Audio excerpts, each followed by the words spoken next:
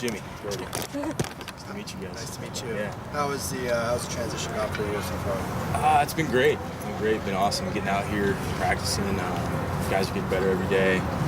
Getting more familiar with the terminology and the language and how we call things, and just our expectation level. You know, the standard that we set for how we come out here every day and competing, making plays, playing hard. So it's been awesome. You worked with Jed previously. Yeah. How much has that helped your transition here? It's helped a lot. I mean, coming in for me, it was seamless.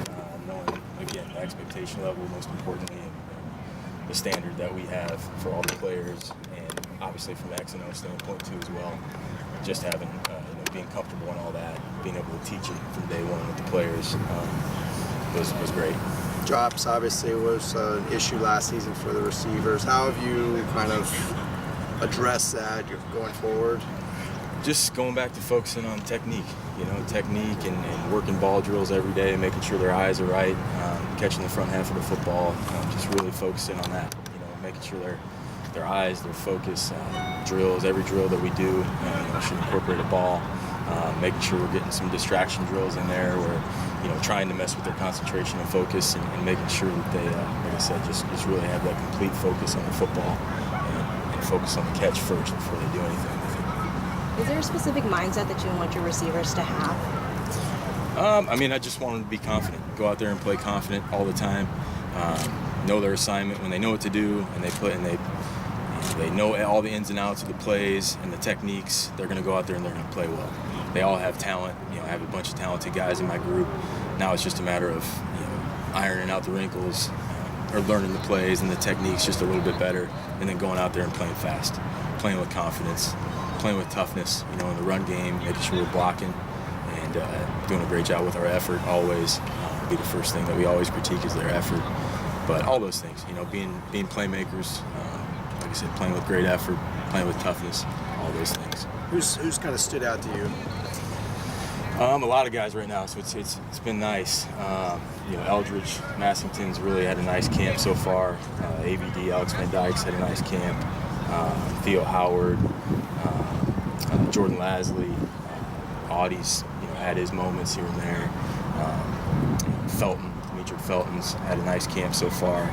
There's been 7, 8, 9 guys that have been able to rotate in there with the ones and twos and not miss much of a beat. So it's been nice, and that's kind of what spring should be about.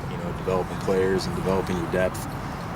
Obviously this is our first spring in this offense, so there are some scheme things involved and getting guys comfortable in our play calls and whatnot. But just developing that depth and getting guys that can go in there and play, because you never know what can happen in the season. Do you like a tight receiver rotation, or do you like a lot of guys coming in on games?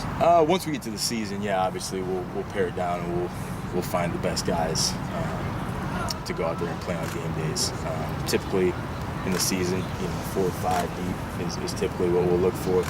And there'll be some guys that we'll be able to get in there and isolate on certain plays that maybe they'll have a tighter package.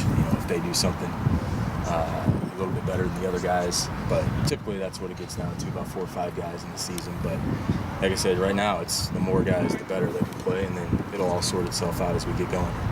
When you join a new program, how much do you familiarize yourself with what they did last year, just to kind of know what you have to work with? Yeah, it's a good question. When I first got here, I didn't want to just dive into the tape right away to have any preconceived notions before I really got to know the guys, be around them in the meeting rooms. Obviously, before we came out here in practice, it was all meeting room based.